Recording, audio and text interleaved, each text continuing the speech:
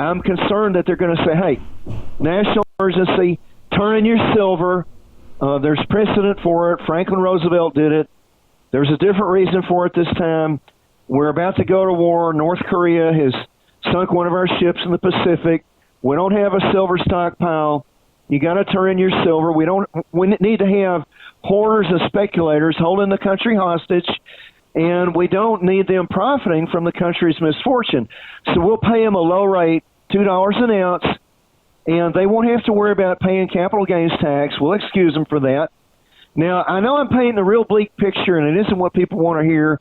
Hello, everyone, and welcome into CrushTheStreet.com. We're going to be talking about the Pilgrims, not the ones that you know of back in your history books, but another group. And we're going to be speaking with Charles Savoie, who's also going to be sharing some information with us on the Texas Bullion Depository. He's no stranger to the show, and it's an honor to speak with him today. He's of silverstealers.net. He's the author of Silver Squelchers, and really it's a roadmap that exposes a group that controls silver. So Charles, thanks for coming on the show with me today. I'm happy to be here, Ken. Sir, the Pilgrims, in its original sense, were explorers, pioneers in search of freedom.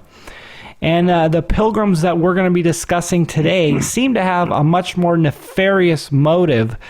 And as you've pointed out in your research, so if you would, for anyone who doesn't know, please just share some information on who these people are and what do they do.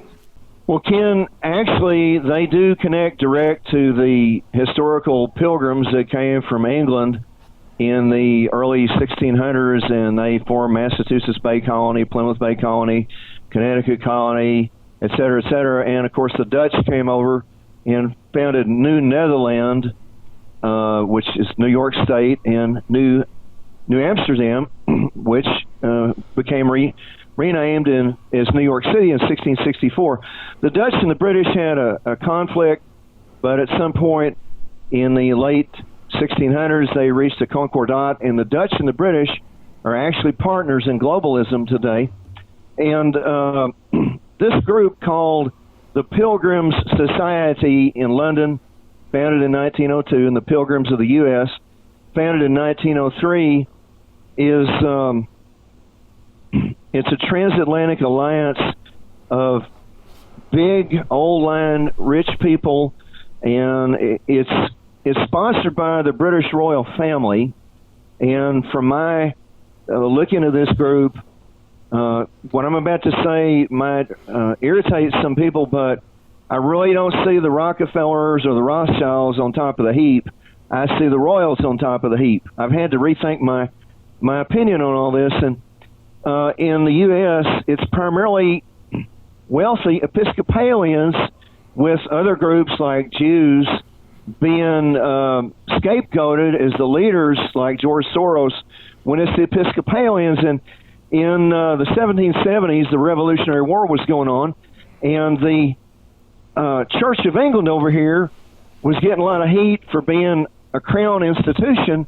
They changed their name to Episcopal Church. So as the generations passed, well, coming down to the present day and on into the last century and all, they send their kids to Episcopal schools, private Episcopal schools, where they probably get lessons stealing corn from blind chickens. And then by the time they're ready to get into the financial system and posts and all the bullion banks and so forth, they snicker watching their financial victims ride a razor blade into a pool of smoking acid. Now, just about all USA presidents are descendants of King John I of England, and he's the one that presided over the signing of the Magna Carta in 1215. Now, this was only about the nobles gaining some standing relative to the crown and did just nothing for the small people.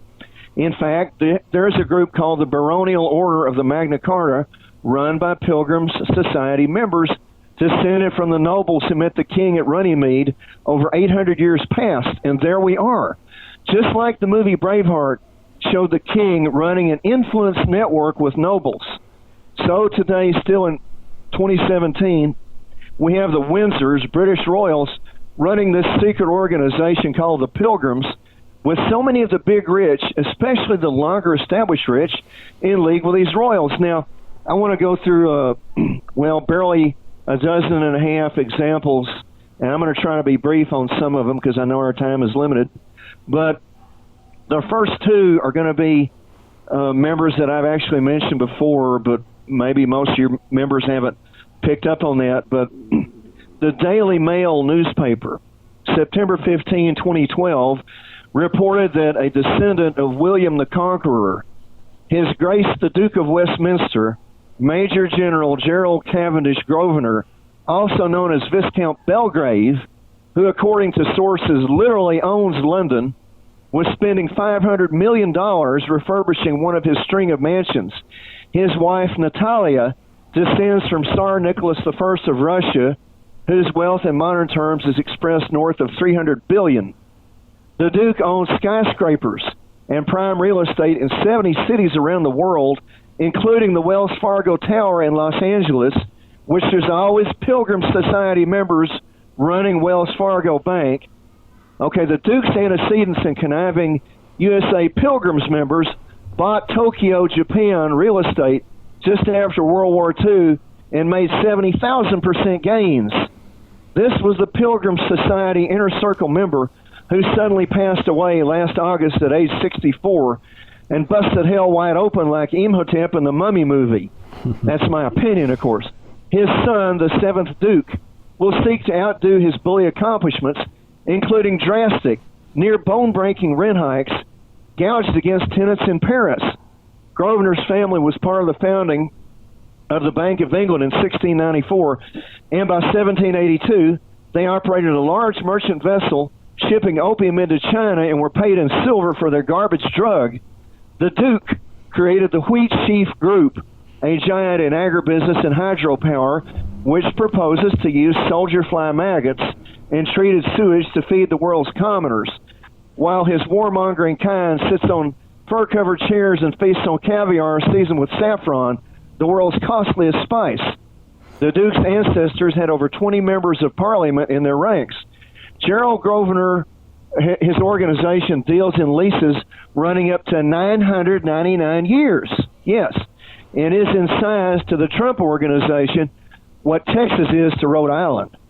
Forbes says Grosvenor Group owns huge swaths of land across the globe. The Duke was not Jewish. He was a member of the Protestant Anglican Church of England, and he did not secretly take bossing from Jesuits. Natalia Grosvenor had a great-grandfather who had 70 gold and diamond claims in South Africa that eventually merged into Cecil Rhodes' operation. Grosvenor stems from an old French word meaning master hunter. So here's a brief for one. Yeah, Charles, you're talking about these men deep in power, and let's talk a little bit about the implications of what they're doing now. Obviously you mentioned how they're involved and they're well positioned. Now, what are they doing in these positions that people should be concerned about? In May 1902, and people can find this online if they want to look for it a little bit, a magazine called the Review of Reviews, May 1902, published a little deal about the life, ambitions of Cecil Rhodes, and they didn't mention the Pilgrims organization, but there was no other group founded at the time that comes close. In fact, the month after this article came out, they founded the Pilgrims of Great Britain in London. So they're talking about this group here, and they're talking about the seizure of the wealth necessary. They use government power to prevent capital formation outside of their influence circles. And they called it a secret society, gradually absorbing the wealth of the world. He talked about forming the Rhodes Scholars, and he says, I am on the lookout for those who will do the governing of the nations in the years that are to come. Well, the Rhodes Scholars is a publicly visible subsidiary of this Pilgrims Society, and of course Bill Clinton was a Rhodes Scholar. So as the years pass in this country, you notice that Previous, it was that the man could support the household. Today, it takes, for most people, 2 incomes to support a household, and yet more and more people are forced into serf communities called apartment complexes, and they never get any equity, see? So this group is about absorbing wealth, seizing wealth, lowering people's living standards, and they have all manner of means of doing it. Wow.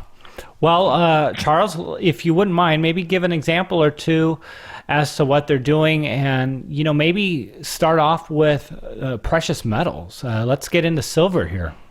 Okay, if you want to touch on some of these other personalities, I'm going to weave silver into the tapestry here. Of course, Gerald Cavendish Grosvenor's ancestors were silver stealers out of China with opium, so we're on silver already.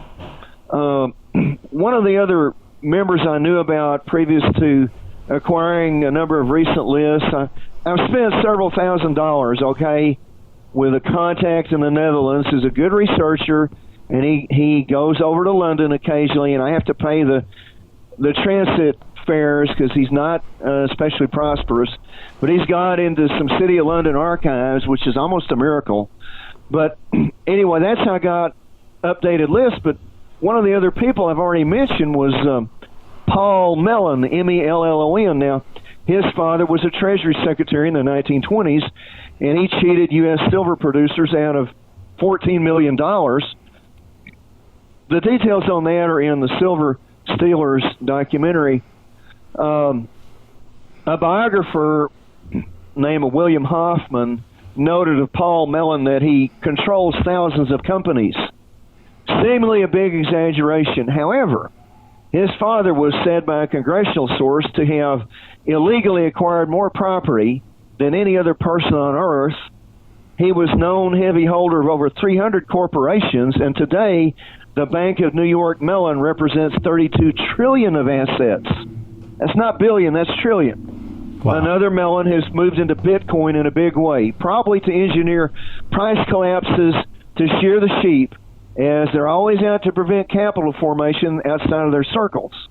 Wow. But that's some serious implications right there, to talk about Bitcoin and then to kind of draw the relationships to what we've seen in the precious metals market. See, Ken, I put out something called Pilgrims Society Takeover of Bitcoin, and you can find it at Google. It got a fair amount of interest, but to be totally honest with you, there's a lot of websites and well-known figures that don't want anything to do with this research because, see, the situation we're facing is it's not a bunch of banks and government entities like Federal Reserve and Treasury where this is coming from. It's coming from by invitation only membership organizations, and this one is at the top of the heap. They still don't voluntarily release membership lists to non-members. Bilderberg's been doing that for, over 40 years now. And the trilaterals, they started out without. And people say, oh, the skull and bones, they're at the top of the heap. No, they're not.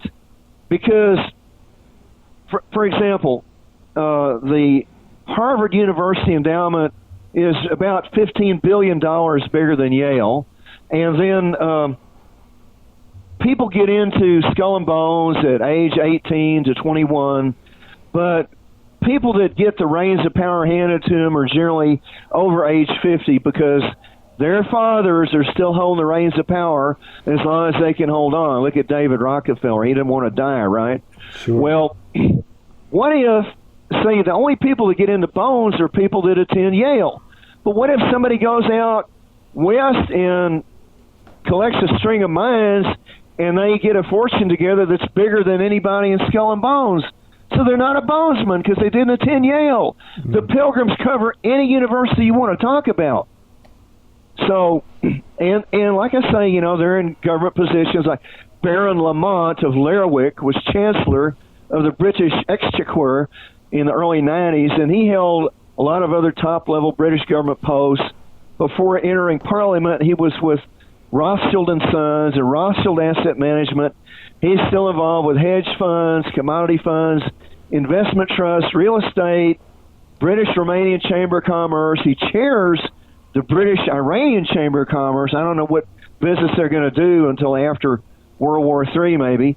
He's part of an English-speaking union tour that they're out to promote English as the world language. And he's a treaty negotiator for England, and he is involved in meetings regarding the world's financial and monetary system. But these guys, they have genealogies, some of them going back traceable over 1,000 years to Saxon England before William the Conqueror came and took it over. Some of these people have roots to Roman Britain, and they have royal roots all over Europe, and nothing's changed by way of the controlling pattern since that, like I said, the movie Braveheart was made. And nothing ever changes, and they've just gone more and more underground. Well, Charles, let's talk a little about where they have gone underground.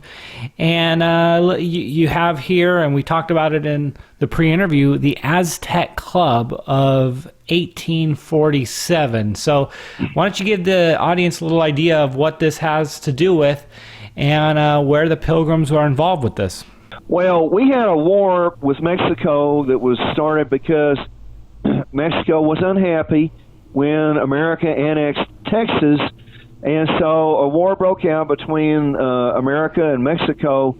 Mexico lost the war, of course, and the war ended in early 1848, and Mexico lost around 900,000 square miles, and when the invading American forces took over Mexico City on October 12, 1847. They founded this Aztec Club of 1847. And, for instance, two of the founders were Winfield Scott, a general, and he's a member of the former Whig, WHIG party, that favored a central bank. The Biddles, represented in the Pilgrims Society since then, they were involved with the central bank, the First and Second USA, especially the Second USA Bank. Another one was Schuyler Hamilton, a grandson of Alexander Hamilton in the Aztec Club, and he favored a central bank. The Schuyler and Hamilton lines remain represented in the Pilgrims today. They also had an interlock, the Order of Indian Wars of the United States. They got hold of immense land areas by driving the native tribes onto all kinds of reservations, and immense land areas, often with timber, water, and mineral wealth, were stolen from Native Americans, and the ownership was concentrated in a few hands, and a number of members of its governing body, the Council of Seven, are identified as Pilgrims members. The same thing happened with the railroad industry. These people were all over the railroad industry like crazy. Northern Pacific, Union Pacific, Missouri Pacific, and they got legislation to say, hey, if we want to put in transcontinental railroads, these legislatures, the federal and the state and the territorial governments, they're going to have to agree to give us huge amounts of lands on either side of the right-of-way. And they got it for nothing other than building the railroads. They paid for themselves. And then there was an article out of Washington State. I can't give you the details, but I remember seeing it. Something like $560,000 an acre of railroad land acquired for nothing in the 1800s was sold to a city government up there. And they can put out the Forbes and the Fortune 400 list, and they can paint the picture any way that they want to paint it. But it's these old rich that are running the show and not the new rich. Now, an example of new rich that became members, the Firestone family. That's just one example. Okay, Charles. So you've had the privilege and you've sought out the details to actually see some of the memberships of this Pilgrim Society. So if you would, talk a little bit more about some of these examples and why they're significant. I think the significance will be obvious as I go over some of their credentials. For instance, Jack F. Bennett, out of the 1990 list, he was Undersecretary of the Treasury 74-75 when William Simon, another member, bombed gold from 200 down to 105. Bennett became Chief Financial Officer and Director of Exxon. director of Massachusetts Mutual, Dean Witter, et cetera, and he chaired the American Friends of Bilderberg, which was a detail mentioned in his obituary at Legacy, but they didn't mention that he was in the Pilgrims. It had to be kept out of view. They're always there as overseers of these other organizations, but the obituary stated Bennett's work was instrumental to the implementation of the global movement to currency exchange systems based on floating exchange rates. William Donaldson, Lufkin, and Jenrette. And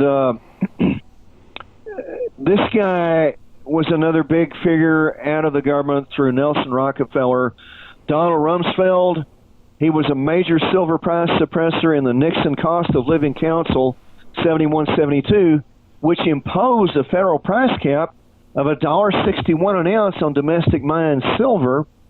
And the only reason Hecla Mining spoke out was the price suppression was admitted by the government and out in the open. Now, Ken, the thing I'm concerned about the most in the impending developments about silver and gold is the COMEX is going to lose the ability to control the price of these metals. Now, what's going to happen when they lose the ability to do that? We're just suddenly going to enter a biblical 1,000-year millennium, and everything's going to be peace and light, and we all get our harp, and everything's perfect? Well, I would assume that the price of silver would go up. All right, but look, there's always the drumbeat of war, and Salinas Price, of course, he gets a lot more coverage than I do. I just do what I can. But he just recently said, hey, there's this huge defense complex in the United States. Yeah, these people are all over the board of directors of Raytheon, Textron, any of these big companies. But anyway, and they depend for their continued income on more wars. So since we don't have a silver defense stockpile, I'm concerned that they're going to say, hey, national emergency, turn in your silver. There's precedent for it. Franklin Roosevelt did it. There's a different reason for it this time. We're about to go to war. North Korea has sunk one of our ships in the Pacific. We don't have a silver stockpile. You got to turn in your silver. We need to have hoarders and speculators holding the country hostage, and we don't need them profiting from the country's misfortune. So we'll pay them a low rate, $2 an ounce, and they won't have to worry about paying capital gains tax. We'll excuse them for that. Now, I know I'm painting a real bleak picture, and it isn't what people want to hear, but here's the problem is, going back into history, the time when small groups of these conspirators had the biggest increases in their fortunes was when they used government power to wreck their competitors, like the crime of 1873. Everybody whose money was silver was wrecked. And people who had their money in gold, their wealth bounded forward by an order of a number of times. And huge tracts of land were lost to these thieves. Same thing happened in the Great Depression, which that was another attack on silver. It wasn't caused by the crash of 29. So here's my plan, Ken, for preventing a silver nationalization from happening. To spread the word that this Pilgrims Society is conspiring to use the government, and yes, Trump, to put out executive orders saying, hey, we've had our ship hit by China or Korea or whatever, and it's sunk, and we got to have silver. And if I can spread enough of that around, I think they'll balk at the idea of going through with that, and they may switch to some other tactic to suck all our wealth away, like make everybody get vaccines, you'll all get sick, you go to hospital chains that they own, they'll suck you dry. Now, Trump says he wants to be cautious about vaccines. Well, look, he can do something good with a bad objective, like to reindustrialize the USA for war power so that we can help his British partners to win another war. Oh, we'll keep all the workers healthy. Don't screw them up with vaccines, see? So they always have a plan in reserve. Well, if stealing silver and gold doesn't work, we'll go back to the vaccine plan.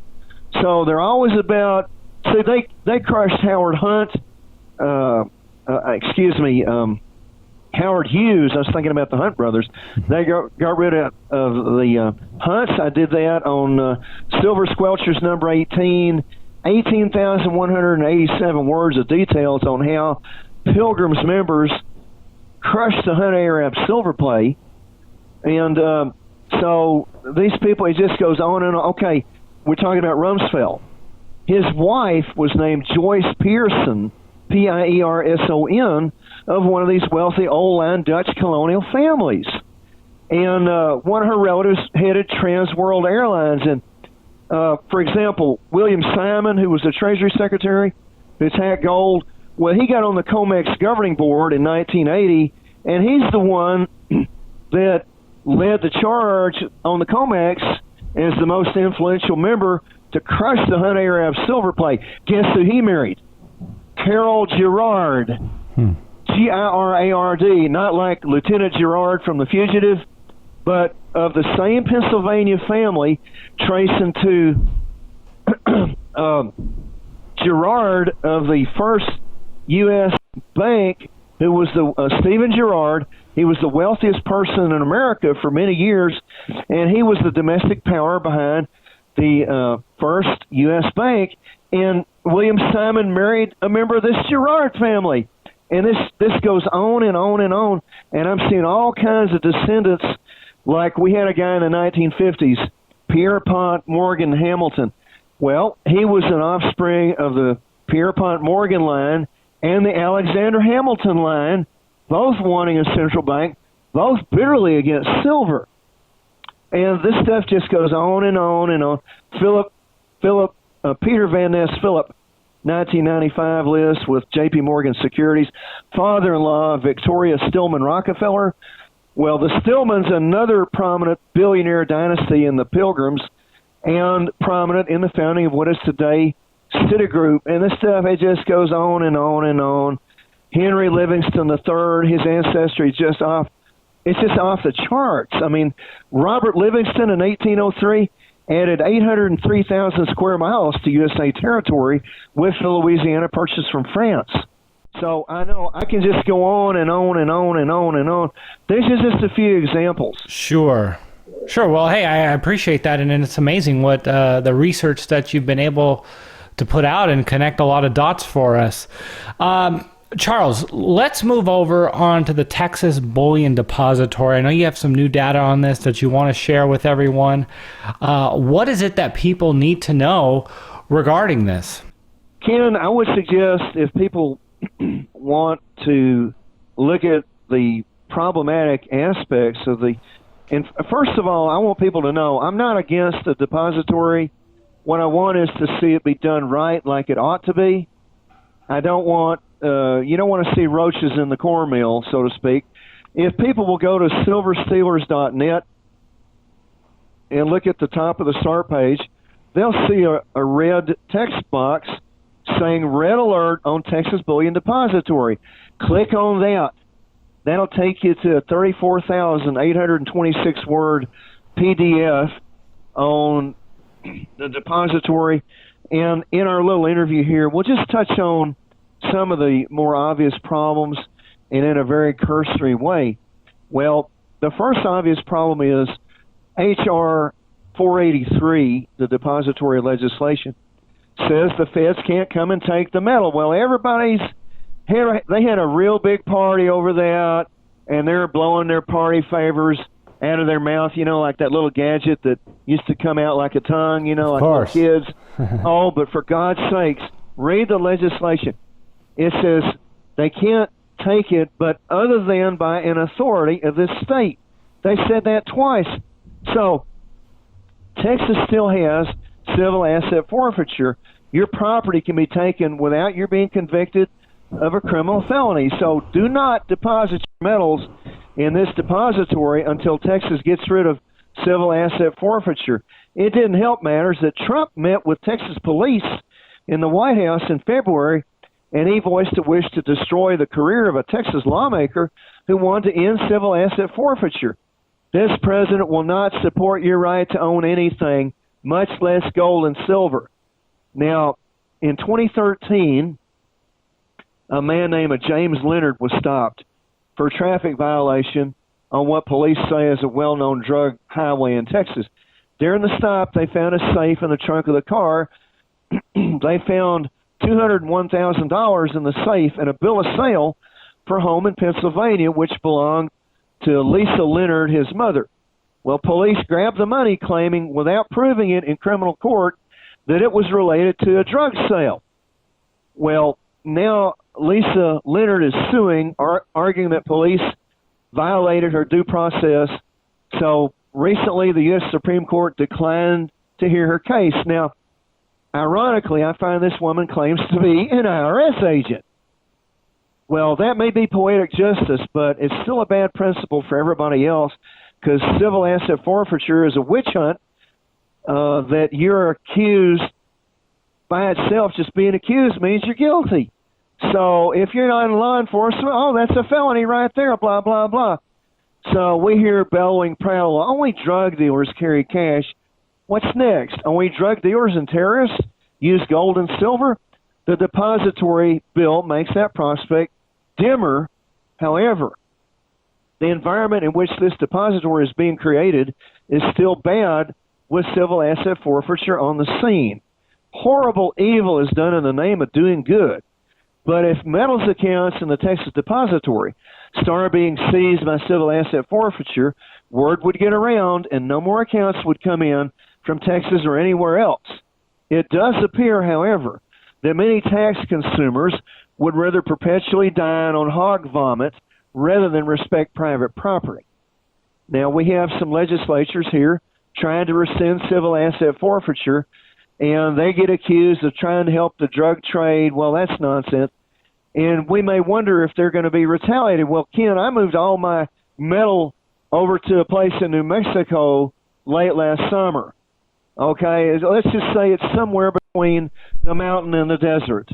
Like I told somebody on the coast, he said, somebody asked him, where do you keep your gold and silver? He says, well, somewhere between the ocean and the sea. Okay, it's nobody's business where you keep your metal. Right. So that's the first thing. And another problem, a local Texas paper, the Star Telegram, September 5, 2015 said, quote, 2015 was the second time Representative Giovanni Capriglione proposed this bill. He found more success when he said the state would hire an outside firm to manage the depository. Bad news. Outside firm inevitably means connected to the money power. It could be any number of so-called outside firms. Brown Brothers Harriman-owned company on Wall Street, the nation's oldest and largest private bank. Bessemer Trust Company, which came out of the Carnegie Steel fortune. Brittany Capital, State Street Corporation, of the Boston Crown Loyalist families from colonial times, et cetera, enabling them to sidestep outrage if Morgan Chase or Goldman Sachs was selected, but the outcome against Texas would be just as bad. Now, the idea that native Texans can't manage the bullion depository is worse than idiotic. It's a sellout. So we don't need an outside firm to manage the depository, and then they arrange for the federal convoy to come to the depository at 2 in the morning, and they carry all the metal out, and it goes to the Federal Reserve Bank, or it goes to the Treasury Department. You know, we don't need any of this going on. Now, the Texas gold is not actually Texas gold per se. It's owned by UTIMCO, the University of Texas Investment Management Company, but the UTIMCO board does not personally own that gold. They're supposed to be fiduciaries looking out for the interests of the beneficiaries of that gold, which is the University of Texas system, the employees and the students. So, but the board of UTIMCO is demanding that the Texas gold remain linked to the COMEX system. So the governor signed the legislation into law over a year and a half ago. So why didn't the state of Texas or UTIMCO tell HSBC New York, hey, return the gold within 30 days, and instead of waiting until the depository is built, and then they could store it in a basement in Austin and have it protected by units of the Texas National Guard. See, by waiting now, and it's going to get to be 2 years, and the gold still hasn't been called back. Is the Atimco gold still there? Has it gone to Germany? Has it gone to fulfill COMEX depository obligations?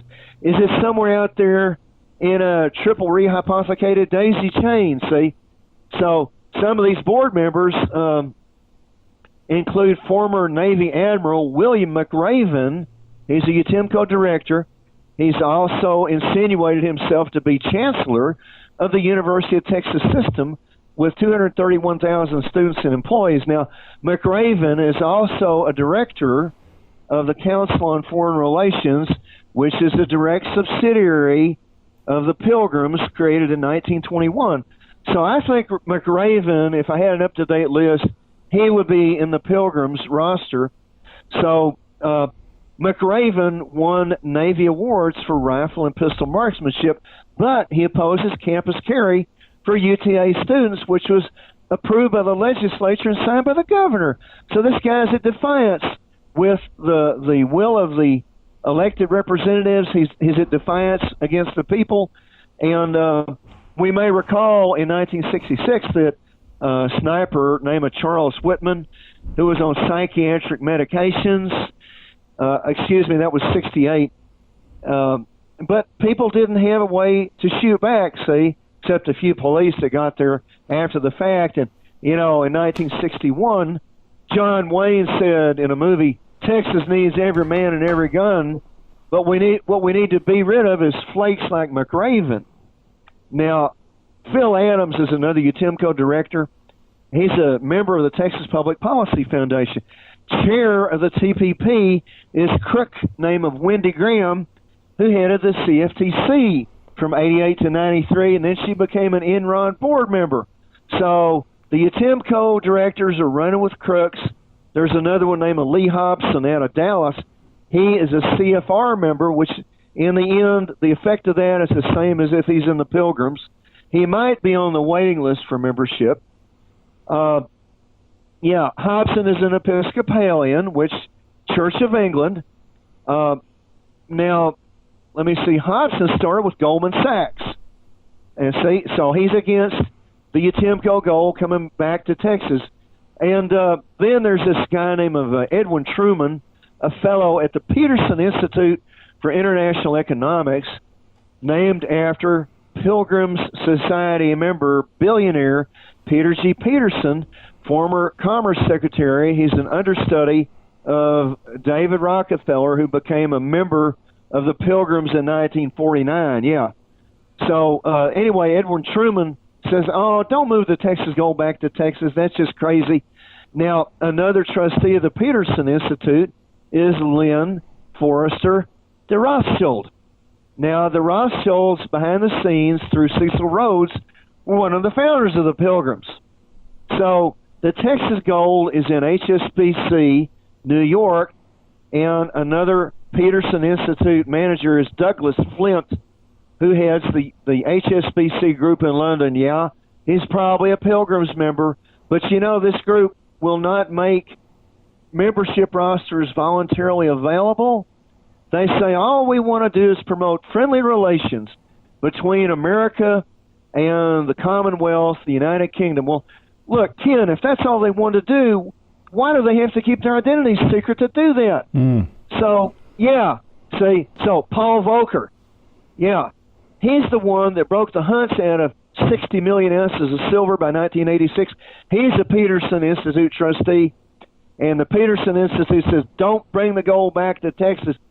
And the names of David Rockefeller and former Treasury Secretary George Shultz are also on the Peterson Institute. All Pilgrims members, and we need to get coverage for this organization so we can put pressure on them to start putting out lists. And if they start putting out lists, we're going to see George Soros. We're going to see Bill Gates. We're going to see Warren Buffett. We're going to see people like this as members. And currently, I've been able to get up to 2002, and it's a stone wall, but that's a 22-year improvement. Well, you're out there on the front lines really digging through information that is not widely known and not widely understood at that matter. Charles, I wanted to give you an opportunity, if you would, to share any last bits of information that we have yet to get to yet, whether it's about the Pilgrims, the Texas Bullion Depository. Is there anything else that you want to leave our audience with before we close out this interview? Okay, I'll try to capsulize this and condense what I wanted to, some thoughts I wanted to convey. Delaware Depository, a member of the COMEX, they've also said that if Texas brings the Atimco gold back to Texas, Texas should carefully consider the consequences of moving the gold back to Texas. What are the consequences of that? We're all going to wake up with a bunch of rattlesnakes in our bed in the morning? We've already got the snakes in the bed. We need to get them out of there. It's the people that say, don't bring the gold back here. So Delaware Depository, of course, is located naturally in Delaware. And the DuPont family, yeah, they're Pilgrims Society represented.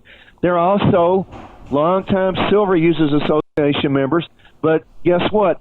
Delaware is actually named for the Earls of Delaware, W-A-R-R, an obscure English dynasty that's part of this thing. And then, let me see. Oh, yeah.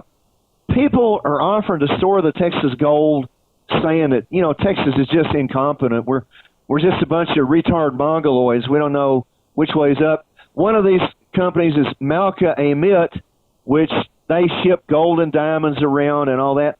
Well, Malka Amit, Switzerland, took a pink diamond into storage some years ago from a South African dealer, and then the South African dealer notified him he wanted to take the diamond out, and they says, oh, so-and-so signed it out, and you agreed to let him have it. He says, the hell I did. So this is in the Swiss courts right now. And no, so Malka Amit, being chiselers, they're saying the diamond isn't worth $50 million like the dealer says. It's only worth $5 million. So this is one of the companies that wants to store the Texas gold.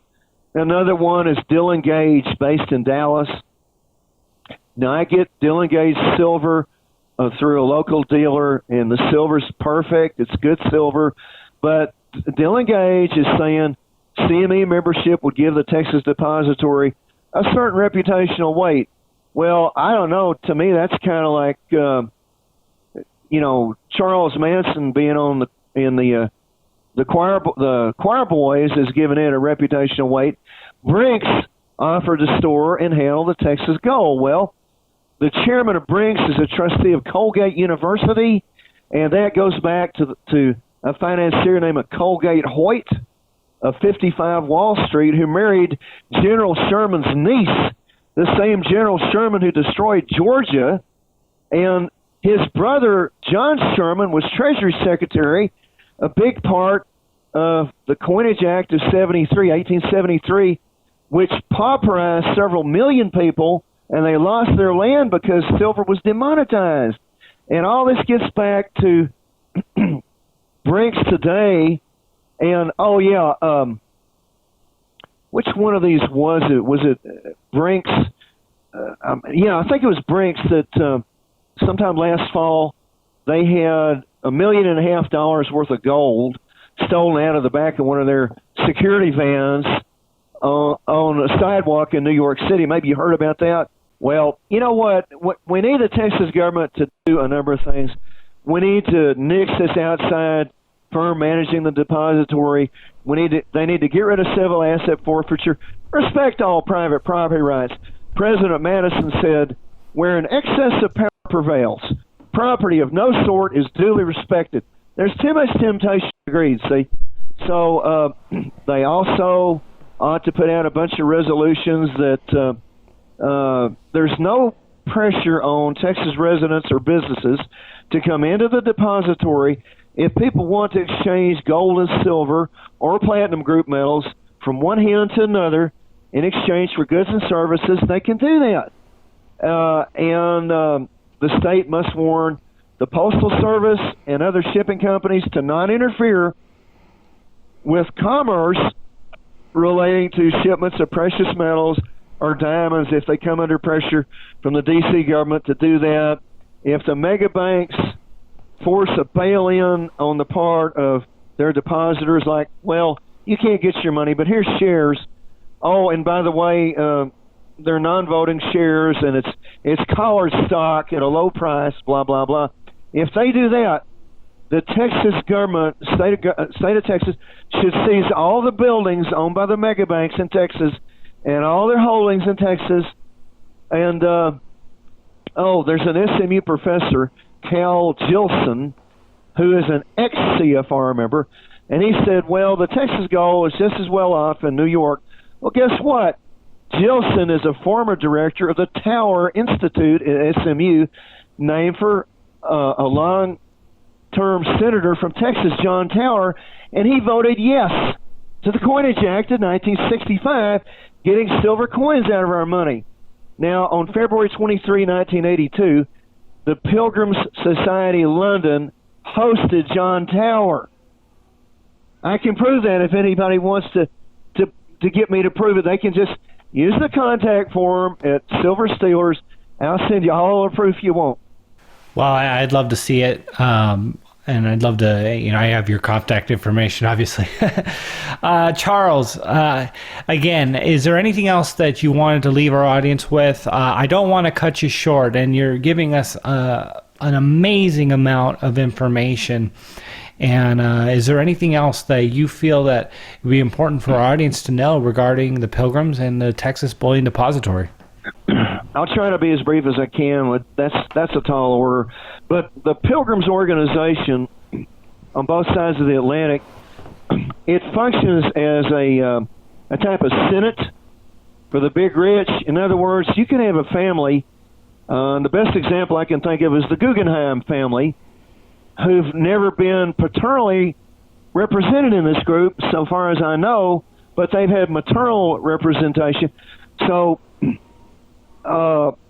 these wealthy families, and let's list a few that people may not have heard about. The Iselins, Iselin, they're all Swiss family, and the Gallatins that were part of the attack on silver in the 1820s. There's a Gallatin County, Montana, named after them. Mount Rushmore in South Dakota is named after a member. One of these families owns the Meteor Crater in Arizona. That's the Behringer family. But the Pilgrims is, there might be, say, 178 members of one of these dynastic families, and they have proxies in the Pilgrims representing their interests and voting their shares for them. And they send people into the national government. If you look on the start page of Silver Stealers, you'll find I've got a lot of information about the presidential elections, and I've got something in there going back to 1916, showing, actually 1892, showing that these people were presidential electors, and they were determining who the candidates were going to be. And President McKinley, when he was assassinated, guess where he was taken? He was taken to the home of one of these members. And, you're wanting to know who the name of the member was. Dear me, well, if I had a moment to think, John C. Milburn, Malburn, you can look that up. That's where he died, at his house. But anyway, Texas has to put out some resolutions that, in other words, before a national emergency is declared, like saying, well, we've got to have gold for the monetary system and we've got to have silver for the military. Texas and all the other states that are wanting to create bullion depositories, this is a good movement, but like I say, it has to be done right. Get the Cobras and Copperheads out of the picture, because they're trying to get in and they're already there. The states need to send resolutions to D.C. through their senators. Hey, you cannot declare a national emergency and steal gold and steal silver from the public for wartime or monetary or whatever. Because look, Ken, if that happens before these depositories are up and running, there may not be that much gold and silver to put into the depositories. And these Pilgrims Society members, let me tell you what, they're long-range planners, and they're able to plan for centuries. And I know we need to close. Let me just give you one more example. the British had been attacking silver since 1572, when Sir Francis Drake seized the first shipment of Spanish silver on the ocean. Of course, Spain was a competing empire, and the Catholics were behind Spain, of course, the Pope and all that. But by this time, the English had the Church of England. There is no secret Vatican control over England. That's a hoax probably put out by the British.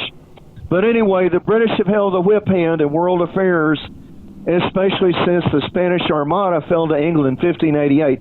But I mentioned Sir Francis Drake. Well, almost 400 years after he stole the first shipment of silver from Spain, a member of this same Drake family, Sir Eric Drake, appeared at the helm of the world's fifth largest industrial, British Petroleum, and a member of the Pilgrims of Great Britain.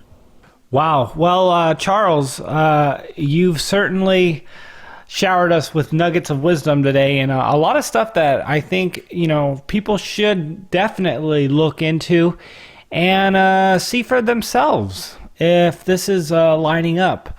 Obviously, they can go to your website, silverstealers.net. And again, sir, I really appreciate you taking the time to come on the show and educate us. If you want to let everyone know a little bit more about your website, please do. Okay, Ken. Well, I had the awful face of Barack Obama on my start page for the longest, since January of 2011, because I felt, I've got to have the current president there because he's the one that can issue an executive order. So now we have a new president. I had to put in Trump. Well, you can click some links there and find him consorting with Paul Volcker in 1993. Okay? Now, let me mention real quickly one other group that this Pilgrims Society is involved with, and that's the Order of the Merovingian Dynasty. It was a dynasty that ruled France from the mid-400s, 400 years on, for around another 150 years, and not coincidentally, from the time that they took over France, that was the time when in AD 451, there was a huge turning point in European history. That was when a Roman coalition under Flavius Aetius barely won a victory over the hordes of Attila the Hun. Over 140,000 battle casualties ensued in a conflict lasting over 3 days. The defeat of the Huns caused a shift in world power. Now, this Order of the Merovingian Dynasty, formally as a group, traces only to 2004, but its members and ancestors have been active for literally 1,500 years. Charles Neuhauser, a big investment figure, runs this one, and he's a Pilgrims member profiled in silver squelchers. Now, they have the Order of the Crown of Charlemagne, too, who's known as the father of Western civilization. They're running this group. All right, sir. Again, thanks so much for coming on the show with me. And, everyone, if you want to learn more about this, visit the website. And I'm sure you'll be blown away by the information. I know I am. Charles Savoie, thanks for joining me today. And Ken, everything at my websites is always a free read, always. That's a very important point. We love free stuff. And thank you for doing what you do, sir. Thank you, Ken.